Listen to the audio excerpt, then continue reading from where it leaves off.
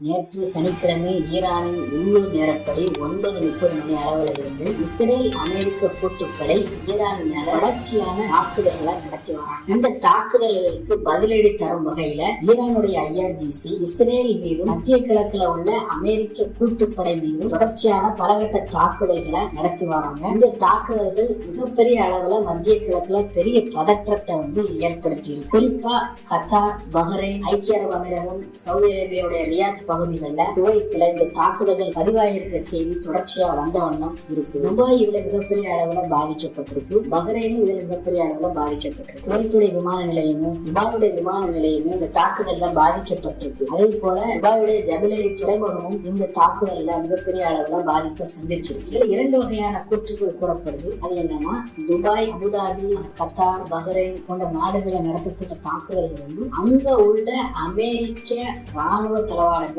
அல்லது அமெரிக்க கடற்படை தளவாடங்களை குறி வச்சுதான் நடத்தப்பட்டதா சொல்லப்படுது. இந்த தாக்குதல்கள் நடத்தப்படும் போது அது இடைமறித்து அழிக்கப்படும். இப்படி இடைமறிச்சு ஏவுகணைகள் அழிக்கும் போது ஏவுகணைகளுடைய மீதி பாகங்கள் கீழே விழுது. அப்படி கீழே விழுந்த பாகங்கள் மிகப்பெரிய சேதாரத்தை ஏற்படுத்தி இருப்பதா கூறப்படுது. திட்டமிட்டு இந்தந்த பகுதிகளில் தாக்குதல் நடத்தணும்னு நடத்தின அமெரிக்காவுடைய ராணுவ தளவாடங்களை நோக்கிதான் நடத்தப்பட்டுச்சு.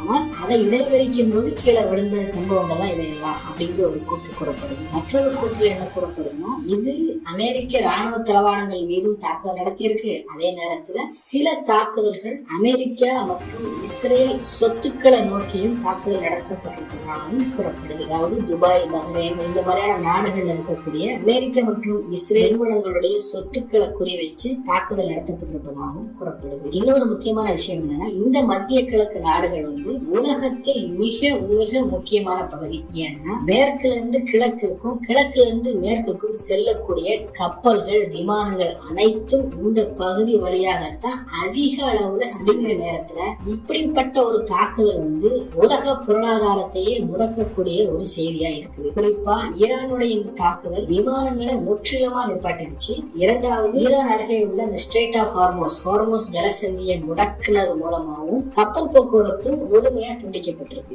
இந்த நிலையில விமானம் மற்றும் கப்பல் போக்குவரத்து மத்திய கிழக்கு நாடுகளில் தடைபட்டதுனால மேற்குல இருந்து கிழக்குக்கும் கிழக்குல இருந்து மேற்குக்கும் செல்லக்கூடிய பயணிகள் மற்றும் கப்பல்களுடைய போக்குவரத்து மிகப்பெரிய அளவுல பாதிக்கப்பட்டிருக்கு. இது பொருளாதாரத்துல மிகப்பெரிய அடியை தரும் அப்படின்னு சொல்லப்படுது. அதாவது ரஷ்ய அதிபர் புட்டின் ஒரு விஷயம் சொல்லுவாரு, ரஷ்யா இந்த உலகத்துல இல்லைன்னா இந்த உலகம் இருக்க வேண்டிய தேவையில்லை அப்படின்னு சொல்லுவாரு. அதே மாதிரியான ஒரு டாக்டிஸத்தான் ஈரான் எடுத்திருக்கோம் அப்படிங்கிற கேள்வி எழுது. ஏன்னா நீங்க ஈரானை முடக்குனீங்கன்னா ஒட்டுமொத்த உலகத்துடைய பொருளாதாரத்தையும் நாங்கள் முடக்குவோம் அப்படிங்கிற செய்தியை மட்டுமல்ல, அந்த நிகழ்த்தையும் காட்டிட்டாங்க.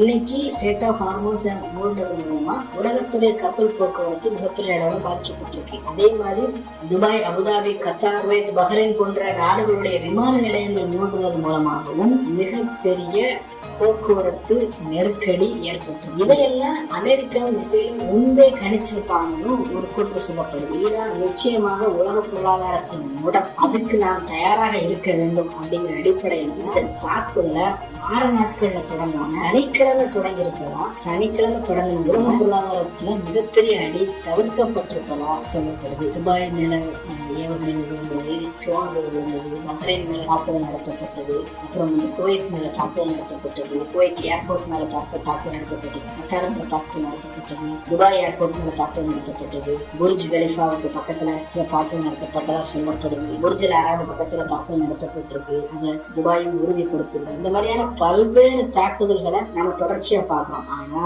இந்த தாக்குதல்கள் எல்லாம் பெரும் அடைமழைக்கு பிறகு பெய்யக்கூடிய சில துளிகள் தான் அப்படின்னு சொல்லப்படுது. உண்மையான அடைமழை எங்க பெய்யுதுன்னா டெல் அவீவ், இஸ்ரேல் தலைநகர் டெல் அவீவில் குண்டுமழை பெய்து வருவதா செய்திகள் வெளியாயிருக்கு. இஸ்ரேல் ஈரான் மேல எந்த அளவுக்கு தாக்குதல் நடத்திச்சோ அதே அளவிலான தாக்குதல்களை ஈரானும் இஸ்ரேல் மேல நடத்திட்டு தொடர்ச்சியா நடத்தி கொண்டே வரும். டெல் அவீவ் முன்பு எப்போதும் இல்லாத அளவுக்கு பெரிய பாதிப்பை சந்திச்சிருப்பதும் இதன் மூலம் தெரிய வருது. இஸ்ரேல் அமெரிக்க கூட்டுப்படையோட இந்த தாக்குதலுக்கு 2 நோக்கங்கள் இருப்பதா சொல்லப்படுது. இருக்கு. ஒரு நோக்கம் ஈரானை அணு ஆயுத நாடாக மாற்ற விடாமல் தடுப்பது, இது முதல் நோக்கம். இரண்டாவது நோக்கம் ஈரானுடைய இஸ்லாமிய குடியரசு ஆட்சியை மாற்றிவிட்டு வேறொரு ஆட்சியை கொண்டு வருவது. இது ரெண்டு தான் அவர்களுடைய நோக்கமா இருக்கு. இப்ப இந்த தாக்குதல்கள் நடைபெறுவது மூலமா இந்த நோக்கங்கள் நிறைவேறுமானால் அது மிகப்பெரிய கேள்விக்குறியை எழுப்பியிருக்கு. ஏன்னா ஈரானுடைய உச்ச தலைவர் சையத் அலி காமினி உலக அளவுல போற்றக்கூடிய ஒரு உலக தலைவரா இருந்து வந்தார். இவரை நேற்று நடந்த தாக்குதல்ல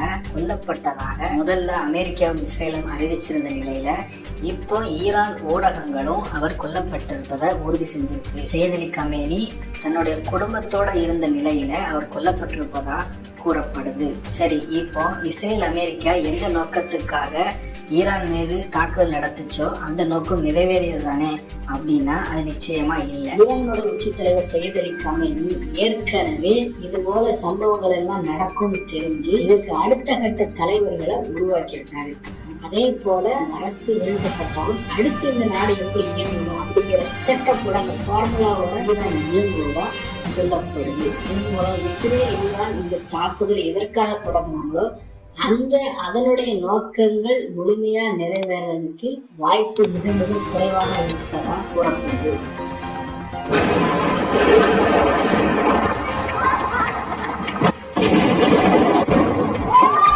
மத்திய கிழக்கு பிராந்தியத்தில் பல ஆண்டுகளாக நீடித்து வந்த பதற்றம் இப்போது மிகப்பெரிய ராணுவ மோதலாக மாறியுள்ள நிலையில் உலக நாடுகளின் கவனத்தை ஈர்த்துள்ள முக்கியமான சம்பவங்களின் முழுமையான தொகுப்பை இதில் பார்ப்போம். ஈரானின் உள்ளூர் நேரப்படி சனிக்கிழமை காலை 9:30 பிறகு அமெரிக்கா மற்றும் இஸ்ரேல் இணைந்து ஈரான் மீது ஒருங்கிணைந்த வான்வழி தாக்குதல்களை தொடங்கியது. இந்த தாக்குதல்கள் திட்டமிட்ட ராணுவ நடவடிக்கைகளாக கருதப்படுகின்றன. இஸ்ரேல் பிரதமர் பெஞ்சமின் நெத்தன்யாஹூ இந்த நடவடிக்கையின் முக்கிய நோக்கம் ஈரானில் ஆட்சி மாற்றத்திற்கான சூழலை உருவாக்குவதாக கூறினார். அதே வேளையில் அமெரிக்க ஜனாதிபதி டொனால்ட் ட்ரம்ப் ஈரானிய மக்களை தங்களது அரசாங்கத்திற்கு எதிராக எழுந்து நின்று மாற்றத்தை ஏற்படுத்துமாறு பொதுவெளியில் அழைப்பு விடுத்தார். இந்த கூட்டு தாக்குதல்கள் ஈரானின் பல்வேறு அரசு மற்றும் ராணுவ தளங்களை குறிவைத்து நாடு முழுவதும் நடத்தப்பட்டது. இதில் முக்கிய நிர்வாக மையங்கள், பாதுகாப்பு கட்டமைப்புகள் மற்றும் முக்கியத்துவம் வாய்ந்த இடங்கள் தாக்குதலுக்கு உள்ளானதாக பாதுகாப்பு வட்டாரங்கள் தெரிவித்துள்ளன. இந்த தாக்குதலில் மிகுந்த வேதனையான சம்பவங்களில் ஒன்றாக தெற்கு ஈரானில் உள்ள ஹார்மோஸ்கான் மாகாணத்தின் மினாப் நகரில் அமைந்திருந்த ஒரு தொடக்கப்பள்ளி மீது நடத்தப்பட்ட வான்வழி தாக்குதல் கருதப்படுகிறது. ஷஜரா தையீபா பள்ளியில் நடந்த இந்த தாக்குதலில் 7 முதல் 12 வயதுக்குட்பட்ட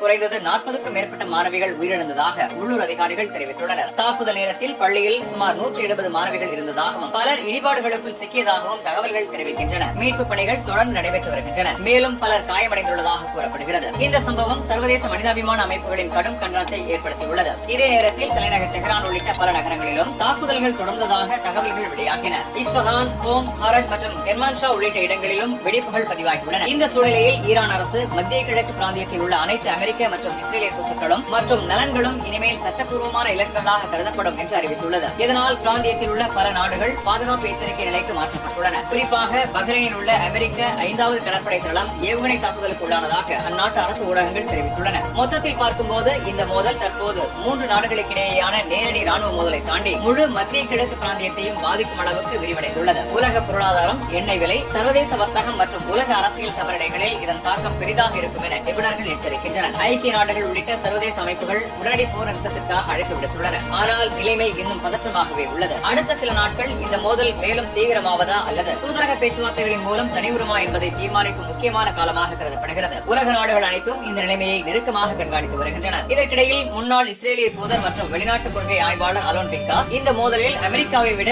இஸ்ரேலே முக்கிய திசை நிர்ணயிப்பாளராக செயல்படுகிறது என்று கருத்து தெரிவித்துள்ளார். அவரது கூற்றுப்படி இந்த போர் இஸ்ரேல் அரசின் நீண்டகால அரசியல் மற்றும் பாதுகாப்பு திட்டங்களின் ஒரு பகுதியாக இருக்கலாம். உள்நாட்டு அரசியல் சிக்கல்களிலிருந்து கவனத்தை மாற்றுவதற்கான முயற்சியாகவும் இதை பார்க்கலாம் என்று அவர் குறிப்பிட்டார். இந்த தாக்குதல்கள் தொடங்கியதிலிருந்து சுமார் 1 மணி நேரத்திற்கு பிறகு ஈரான் தனது பதிலடி நடவடிக்கைகளை ஆரம்பித்தது. இஸ்ரேலின் முக்கிய நகரங்களான டெல் அவீவ், ஜெருசலம் மற்றும் ஹைஃபா உள்ளிட்ட பகுதிகளில் பலத்த வெடிப்புகள் கேட்டதாக அங்குள்ள ஊடகங்கள் தெரிவித்தன. இஸ்ரேலின் வான்வழி பாதுகாப்பு அமைப்புகள் சில ஏவுகணைகளை நடுவானிலேயே தடுத்ததாகவும் கூறப்படுகிறது. இதனுடன் ஈரான் தனது பதிலடி நடவடிக்கைகளை இஸ்ரேலுக்குள் மட்டுமின்றி மத்திய கிழக்கு பிராந்தியத்தில் உள்ள அமெரிக்க ராணுவ தளங்களையும் இலக்காக கொண்டு விரிவுபடுத்தியது. மத்திய கிழக்கு முழுவதும் உள்ள அமெரிக்க மற்றும் இஸ்ரேல் நலன்கள் மற்றும் ராணுவ தளங்களை இலக்காக கொண்டு பல்வேறு அலைகளில் ஏவுகணை மற்றும் ட்ரோன் தாக்குதல்களை மேற்கொண்டுள்ளது. இந்த தாக்குதல்கள் கத்தார், யுனைடெட் அரபு Emirates, Kuwait, Bahrain, Jordan, Iraq மற்றும் சிரியா உள்ளிட்ட பல நாடுகளில் பதிவாகியுள்ளன. தாக்குதல்கள் தொடர்ச்சியாக இடம்பெற்றதால் பிராந்தியம் முழுவதும் பல நாடுகள் தங்களது வான்வெளியை தற்காலிகமாக மூடியுள்ளன. சவுதி அரேபியா வெளியுறவு அமைச்சகம் வெளியிட்ட அறிக்கையில் ஈரான் தலைநகர் ரியாத் மற்றும் நாட்டின் கிழக்கு பகுதிகளை நோக்கி ஏவுகணை தாக்குதல்கள் நடத்தியதை உறுதிப்படுத்தியது. எனினும் அந்த தாக்குதல்கள் சவுதி வான் பாதுகாப்பு அமைப்புகளால் தடுக்கப்பட்டதாக கூறப்பட்டுள்ளது. இத்தகைய தாக்குதல்களை எந்த சூழ்நிலையிலும் நியாயப்படுத்த முடியாது என்றும், சவுதி வான்வெளி ஈரானை தாக்க பயன்படுத்தப்படாது என்று முன்பே உறுதியளித்திருந்த போதும் தாக்குதல் நடைபெற்றது என்றும் அந்த அறிக்கையில் தெரிவிக்கப்பட்டுள்ளது. ஈராக்கின் எர்பில் சர்வதேச விமான நிலையம் மீதும் ட்ரோன் தாக்குதல் முயற்சி நடைபெற்றதாக தகவல்கள் வெளியாகியுள்ளன. அந்த ட்ரோன் வான் பாதுகாப்பு அமைப்புகளால் சுட்டு வீழ்த்தப்பட்டது. அலி அல் சலேம் ஏர்பேஸ் நோக்கி ஏவப்பட்ட பல பாலிஸ்டிக் ஏவுகணைகள் குவைத் வான் பாதுகாப்பு அமைப்புகளால் இடைமறிக்கப்பட்டதாக குவைத் பாதுகாப்பு அமைச்சகம் தெரிவித்துள்ளது. இடைமறிப்பு நடவடிக்கைகளின் போது ஏற்பட்ட சிதைவுகள் தளத்திற்கு அருகில் விழுந்ததாகவும் கூறப்பட்டுள்ளது. துபாய் மற்றும் அபுதாபி பகுதிகளிலும் புதிய ஏவுகணை அலைகள் இடைமறிக்கப்பட்டதாக UAE பாதுகாப்பு அமைச்சகம் தெரிவித்துள்ளது. சில வெடிப்பு சத்தங்கள் இடைமறிப்பு நடவடிக்கைகளின் காரணமாக இருந்திருக்கலாம் என்றும் கூறப்படுகிறது. ஈரானின் பார்ஸ் செய்தி நிறுவனம் வெளியிட்ட தகவலின்படி கத்தாரில் உள்ள அல் உதைத் விமான தளம் மற்றும் பஹ்ரைனில் உள்ள அமெரிக்க 5வது கடற்படை தலைமையகம் உள்ளிட்ட முக்கிய அமெரிக்க ராணுவ மையங்கள் இலக்காக கொள்ளப்பட்டதாக கூறப்பட்டுள்ளது. இதேவேளை இஸ்ரேல் ராணுவம் ஏவுகணை மழை வரக்கூடும் என்று எச்சரித்து மக்களை உடனடியாக பாதுகாப்பு புகலிடங்களுக்கு செல்லுமாறு அறிவுறுத்தியுள்ளது. வடக்கு இஸ்ரேலில் ஏற்கனவே சில வெடிப்புகள் பதிவாகியுள்ளன. வான் பாதுகாப்பு அமைப்புகள் முழுமையாக செயல்படுத்தப்பட்டுள்ளன. இதற்கிடையில் இஸ்ரேல் தனது எரிசக்தி பாதுகாப்பு அமைப்புகளை அவசர நிலைக்கு மாற்றியுள்ளது. ஹைஃபா பகுதியில் உள்ள சுத்திகரிப்பு நிலையங்களில் செயல்பாடுகள் குறைக்கப்பட்டுள்ளன. சில இயற்கை எரிவாயு உள்கட்டமைப்புகள் தற்காலிகமாக நிறுத்தப்பட்டுள்ளன. எரிசக்தி அமைச்சர் எலி கோகன் கடல்சார் எரிவாயு தளங்களின் சில செயல்பாடுகளை தற்காலிகமாக நிறுத்த உத்தரவிட்டதாக தகவல்கள் வெளியாகியுள்ளன. இந்நிலையில் தெற்கு ஈரானில் உள்ள ஹார்முஸ்கான் மாகாணத்தில் பள்ளி மீது நடத்தப்பட்ட தாக்குதலில் உயிரிழந்த மாணவிகள் குறித்து ஈரானின் வெளியுறவு அமைச்சர் அப்பாஸ் அராக்சி கடும் கண்டனம் தெரிவித்துள்ளார். அரசு செய்தி நிறுவனம் வெளியிட்ட தகவலின்படி இந்த தாக்குதலில் 50க்கும் மேற்பட்ட குழந்தைகள் உயிரிழந்ததாக கூறப்படுகிறது. இதற்கு பழிவாங்கியே தீருவோம் என்று அவர் எச்சரித்துள்ளார். ஈரான் அரசு மக்களிடம் அமைதியாக இருக்குமாறு அறிவுறுத்தியுள்ளது. முதல் கட்ட தாக்குதல்களை நாடு தாங்கியுள்ளது. நிலைமை கட்டுப்பாட்டில் உள்ளது. தேவையெனில் மக்கள் பாதுகாப்பான பகுதிகளுக்கு நகர முடியும். போதுமான வசதிகள் ஏற்பாடு செய்யப்பட்டுள்ளன என்று அதிகாரப்பூர்வ தகவல்கள் தெரிவிக்கின்றன. அதே சமயம் வெளிநாடுகள் எதிர்பார்த்தபடி மக்களிடையே அரசுக்கு எதிரான கிளர்ச்சி அல்லது உள்நாட்டு கலக்கம் எந்த அறிகுறியும் இல்லை என்றும் அரசு வட்டாரங்கள் கூறுகின்றன. ஈரானின் இஸ்லாமிய புரட்சிகர காவல்படை தொடர்ந்து தாக்குதல்கள் நடைபெறும் என்று எச்சரித்துள்ளது. பிராந்தியம் முழுவதும் உள்ள அமெரிக்க ராணுவ தளங்கள் மற்றும் இஸ்ரேல் தொடர்புடைய நலன்கள் மீது நடவடிக்கைகள் இடையறாது தொடரும் என்று தெரிவித்துள்ளது.